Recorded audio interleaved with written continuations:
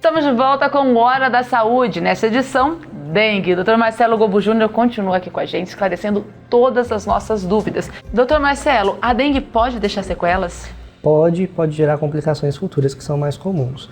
Depois de um quadro de dengue ou de qualquer uma daquelas arboviroses que a gente comentou no primeiro bloco, a gente pode ter uma síndrome neurológica que chama Guillain-Barré, que acontece justamente por essa ativação do sistema imune e a produção de autoanticorpos, então de substâncias que defendem o organismo contra ele mesmo.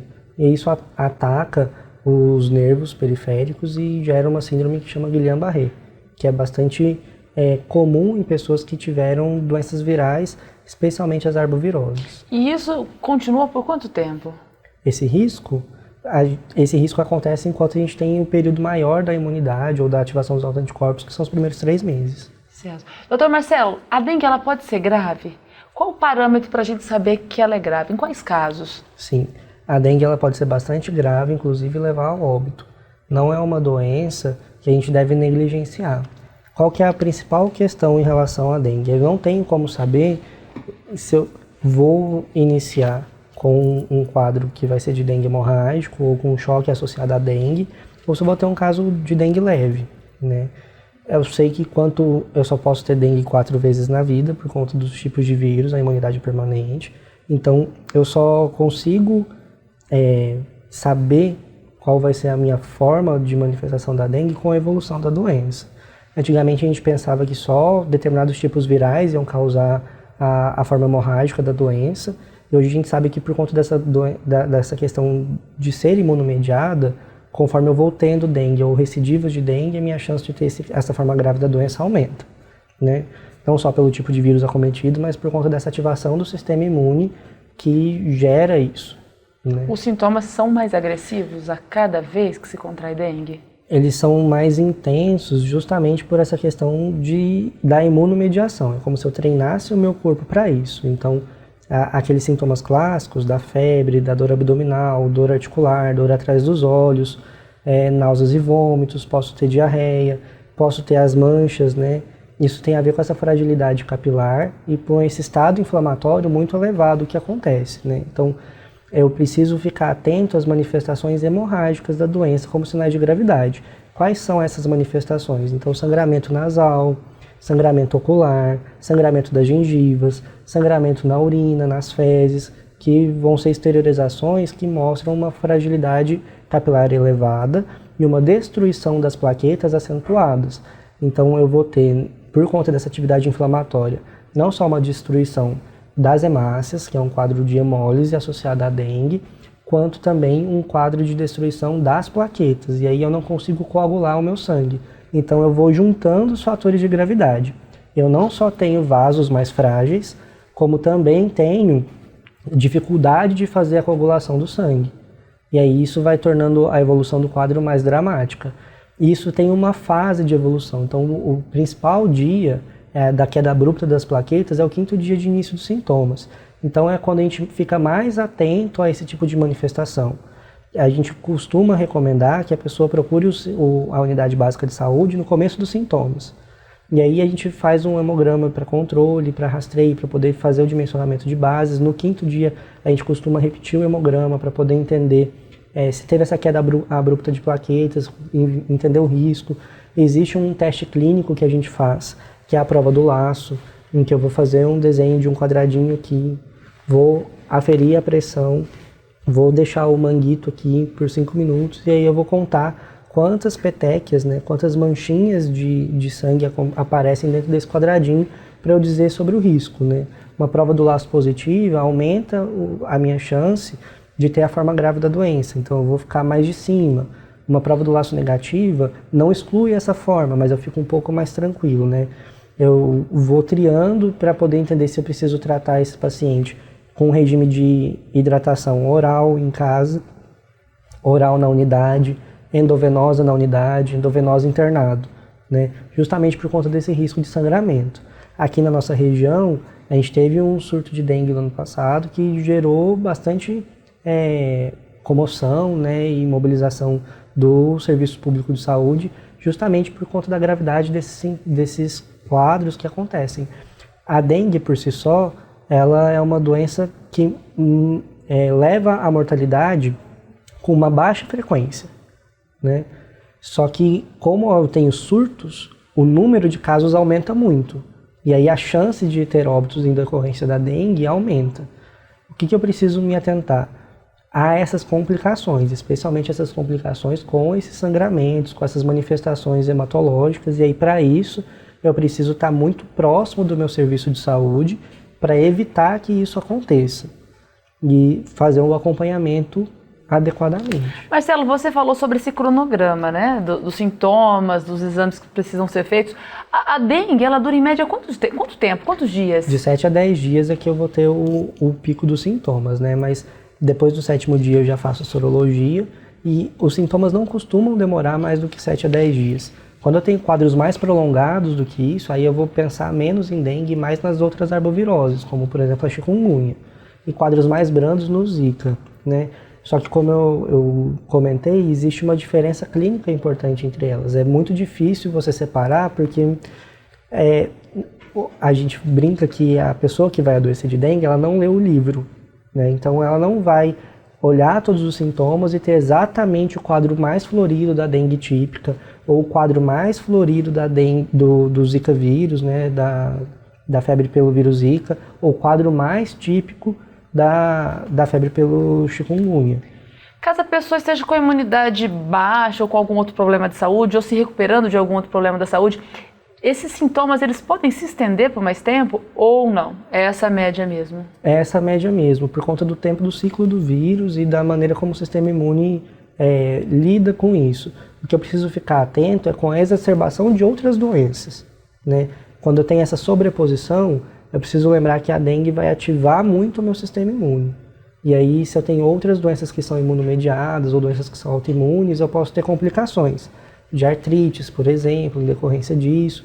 Preciso ficar atento a complicações renais, eu preciso ficar atento a isso, com essa hiperativação do meu sistema imune. Certo. Marcelo, a gente falou agora há pouco, né, sobre o perigo de se ter dengue mais de uma vez. Mas esse perigo, ele está relacionado ao tempo? Por exemplo, uma pessoa que teve dengue há 2 anos atrás e volta a ter dengue, uma pessoa que teve dengue há 10 anos atrás e agora volta a ter dengue. O risco é o mesmo? Sim, a diferença é para períodos menores. Então, se eu tenho dengue, eu fico com uma coisa que chama imunidade cruzada. Então, eu fico imune aos outros tipos de dengue por um período de 3 meses, mais ou menos. Aí eu digo que eu estou protegido. Aí, se eu começo a ter dengue hoje, e aí passo o meu período de sintomas lá no 10º dia, estou bem, faço a sorologia, vi que era dengue. Dentro de um período de 3 meses, eu estou protegido.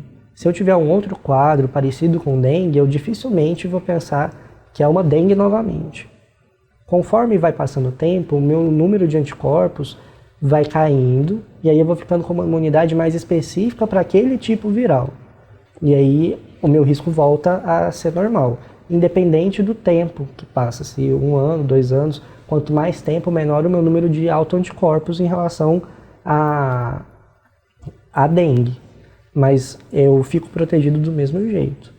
Certo. Uma outra dúvida comum é sobre os medicamentos que podem ou não ser usados durante o tratamento da dengue, ou quando a pessoa apresenta os sintomas e não sabe que está com dengue. Quais medicamentos podem ser usados e quais não podem ser usados no tratamento? O que a gente pode usar para dengue são 3 coisas. Então a gente vai usar o soro de reidratação oral, que é o mais importante. Se eu precisar escolher alguma coisa, é o soro de reidratação oral, certo? Quanto? Aí vai depender do meu plano de hidratação, mas é em torno de 60 ml por quilo dia. E aí eu vou tentar fazer uma conta aproximada para que em torno de 1/3 desse volume seja de água. E aí o resto de outros líquidos, né? De água não, do soro. Primeiro é o soro. Isso. Eu preciso... A água por si só, em grande quantidade, ela é muito nauseante. Então eu vou piorar, vou aumentar a chance de ter vômito, vou desidratar mais, perder eletrólitos. E aí, isso não é legal. Uma outra coisa que facilita é que o soro, ele tem uma concentração de eletrólitos que é mais fisiológica. Então é como se aquele líquido que eu ingerisse, ele rendesse mais para o meu corpo. E o mesmo não acontece para isotônicos, por exemplo? Eles têm uma concentração um pouco melhor, né? Então ele entra dentro dos outros líquidos, mas o ideal é o soro de reidratação oral mesmo. Quando eu faço esse esquema de hidratação, eu estou me protegendo, né? Então isso é para 24 horas. Então para cada dia eu preciso disso, em torno de 60 ml por dia. Essa é uma boa medida para eu poder fazer a conta. Então isso vai variar de acordo com o peso da pessoa. Eu preciso me atentar porque hidratar demais, como a gente já comentou, também não é bom. A hidratação oral ela tem uma vantagem em relação à endovenosa, nesse sentido, que é um fator de proteção, né? A velocidade de absorção e a capacidade absortiva do organismo. Só que se eu sou uma pessoa que não estou conseguindo beber o soro, não estou conseguindo ingerir outros líquidos, estou vomitando muito, então eu vou precisar da nutrição parenteral, da hidratação endovenosa para poder garantir esse aporte dos líquidos e garantir o funcionamento do meu corpo, para não desidratar e não ter as complicações. Uma coisa que acontece na dengue é que, como aumenta essa permeabilidade capilar que a gente falou, a gente causa um efeito de hemoconcentração, que a gente fala. Então o líquido que estaria dentro do sangue, ele passa para outros lugares, para outras cavidades, então a cavidade abdominal, a cavidade torácica, e o sangue fica muito concentrado. Eu tenho distúrbios de coagulação em decorrência disso, que vai dando aquelas manifestações graves da doença, podendo levar inclusive a um quadro bastante grave, que é o choque. O choque é quando o corpo não consegue mais manter o nível de pressão adequado. E aí o sangue não chega onde ele tem que chegar, e a gente pode ter uma parada cardíaca em decorrência disso, leva à morte. É um quadro muito grave. Isso é o extremo do extremo. E a gente vai ter casos que infelizmente vão evoluir dessa maneira, e eu tento sempre correr atrás para evitar que isso aconteça.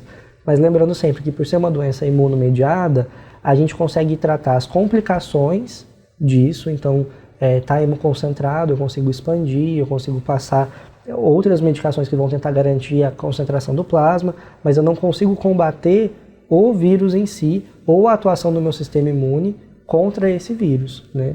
A gente, com doenças virais, assim como a própria Covid-19, fica muito refém da atividade do corpo contra o vírus.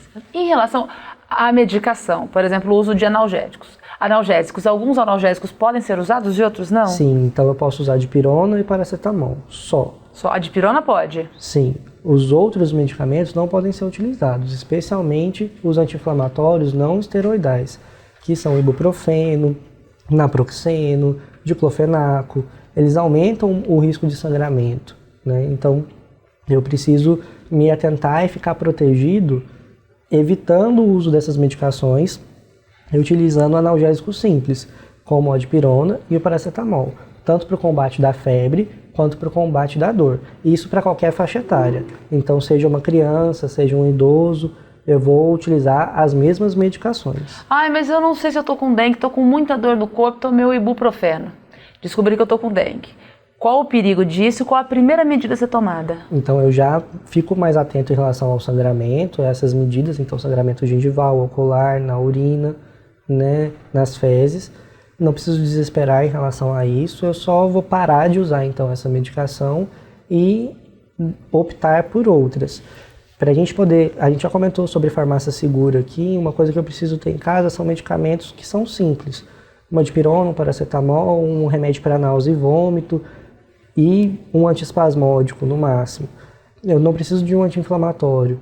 Se eu puder evitar, e comecei com uma febre que eu não sei a origem, medicar a febre, usar a dipirona, usar um antitérmico simples e evitar anti-inflamatório pelos riscos de complicações que esses medicamentos podem trazer, e especialmente porque eu posso ter uma dengue, não saber e gerar complicações em decorrência disso. Muito sério tudo isso, hein, doutor Marcelo? Bastante, Glaucia. Doutor Marcelo, você continua aqui no terceiro bloco, né? A gente continua para poder esclarecer as dúvidas dos nossos telespectadores. E você continua aí da sua casa com a gente, daqui a pouquinho as principais dúvidas, a gente já volta.